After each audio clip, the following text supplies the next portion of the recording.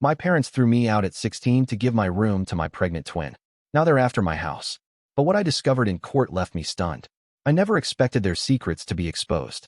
I, 28M, never thought I'd be writing this. But after what happened in court last week, I need to get this off my chest. My life turned upside down when I was 16, and now 12 years later, the truth finally came out in the most unexpected way. It started when my twin sister got pregnant at 16. Our parents made a decision that shattered my world. They kicked me out to give her my room for the baby. They said she needed the space more than I did, that I was old enough to figure things out on my own. I remember standing in the driveway with a single duffel bag, watching them move her stuff into what had been my sanctuary for 16 years. I crashed at friends' houses for weeks until their parents got tired of the extra mouth to feed. Eventually, I found a part-time job at a construction site where the foreman took pity on me and let me sleep in the office trailer. I finished high school working nights and weekends, saving every penny I could. My sister had her baby, and our parents doted on both of them. They never once called to check if I was alive. When I graduated, I sent them an invitation. They didn't show up. That was the last time I tried to reach out. I threw myself into work and community college, then transferred to a 4-year university on scholarships and loans. I studied business and real estate, driven by a burning desire to never be homeless again. After graduation, I started flipping houses with a partner I met in college. We were good at it, really good. Within 5 years, I owned a small real estate company. 3 years ago, I bought my dream house, a beautiful Victorian in the historic district of our hometown. It needed work, but I restored it myself, pouring my heart into every detail. It became my fortress, my proof that I had made it despite everything they put me through. Then last month, my doorbell rang. I opened it to find my parents standing there, looking older and more worn than I remembered. My mother started crying immediately, telling me how sorry they were, how they had made a terrible mistake. My father stood behind her, nodding along but avoiding eye contact. They explained that my sister's husband had left her 2 years ago, and she was struggling financially with 3 kids now.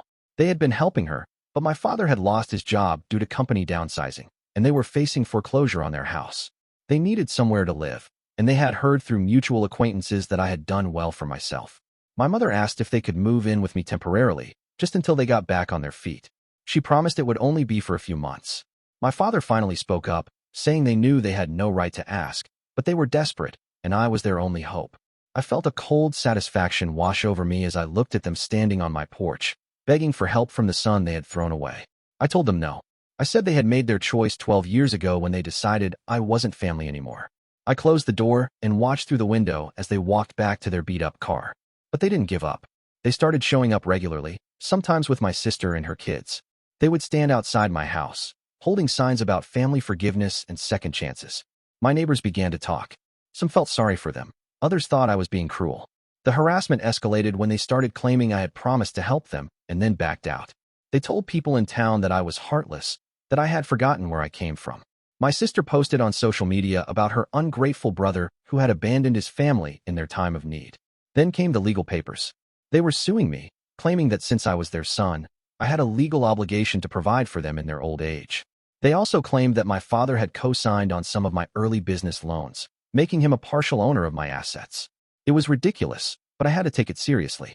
I hired the best lawyer I could find, a sharp woman who specialized in family law. She reviewed their claims and assured me they had no legal standing, but we still had to go through the motions. The case was scheduled for last Tuesday. I walked into that courtroom feeling confident, but angry. 12 years of built-up resentment was finally going to have its day. My parents sat across the aisle with their lawyer, a sleazy-looking guy who probably worked for cheap. My sister was there too, glaring at me like I was the villain in this story. Their lawyer presented their case first, painting me as a successful businessman who had turned his back on his struggling family. He talked about moral obligations and family values, trying to make the judge see me as some kind of monster. Then my lawyer stood up. She had done her homework, and what she revealed left everyone in that courtroom speechless, including me. She presented evidence that my parents had been receiving government assistance for years, claiming they had only one dependent child, my sister. They had never reported having a son, effectively erasing me from their family legally when I was still a minor. This meant they had been committing welfare fraud for over a decade. But that wasn't the worst part.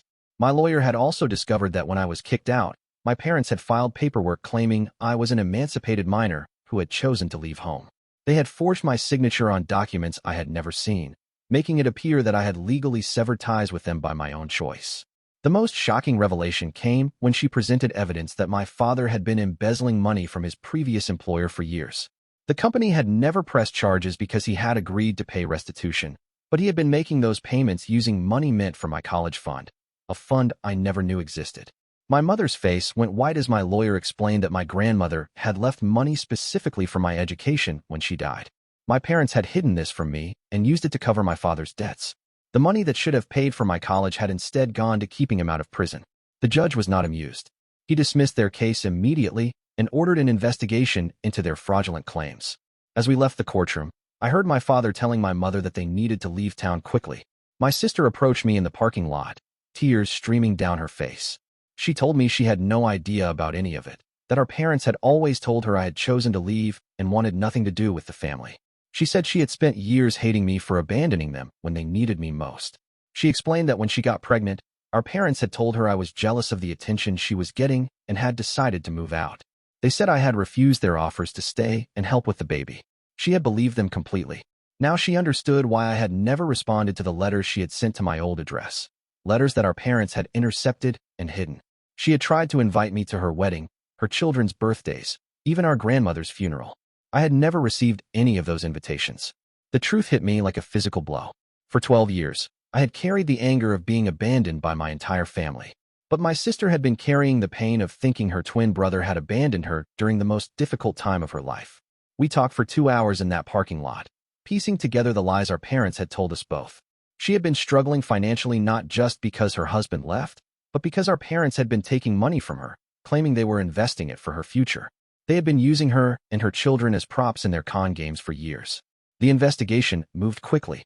Within a week, my parents were arrested for welfare fraud and forgery. The district attorney was also looking into the embezzlement case, as the statute of limitations hadn't run out on all of it. My sister and I have been meeting regularly, trying to rebuild the relationship our parents destroyed with their lies. Her kids are amazing, and it breaks my heart that I missed watching them grow up. She's moving closer to me, so we can be the family we should have been all along. I've been thinking a lot about revenge lately. For 12 years, I planned what I would say to my parents if I ever saw them again. I imagined scenarios where I would make them pay for what they did to me. But sitting in that courtroom, watching their lies unravel, I realized that the best revenge wasn't anything I had done to them. The best revenge was the life I had built despite them.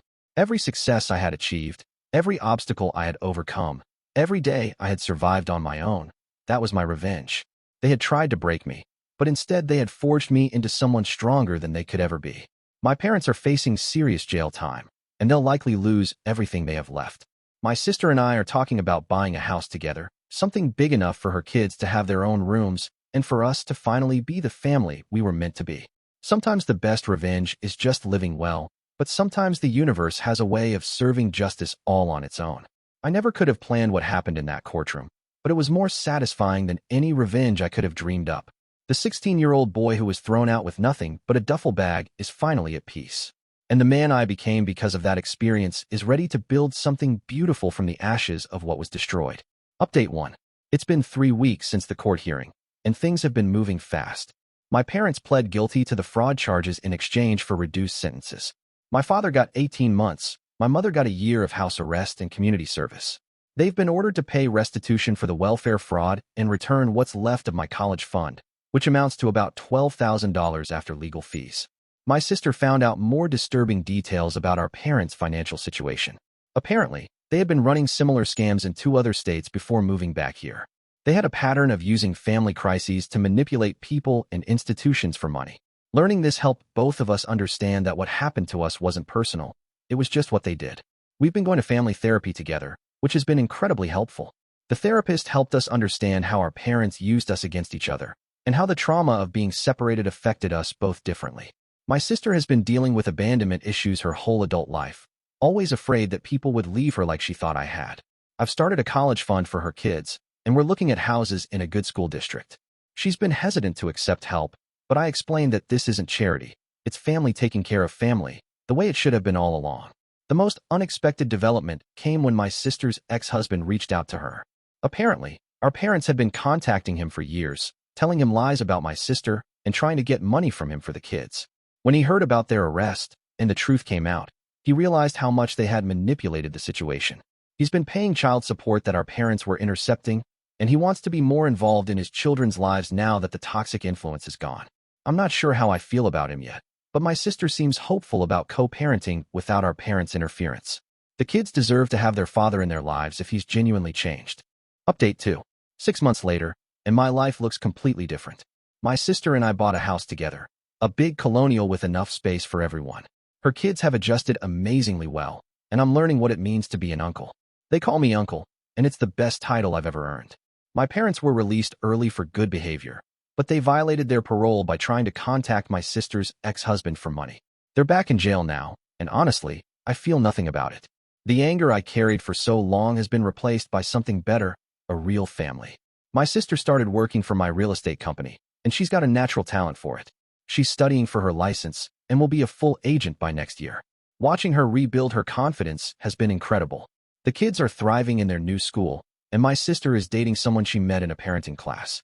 He's a good guy, patient, and kind, nothing like the chaos our parents brought into every relationship. I've been thinking about writing a book about this experience, maybe something that could help other people who've been through family trauma.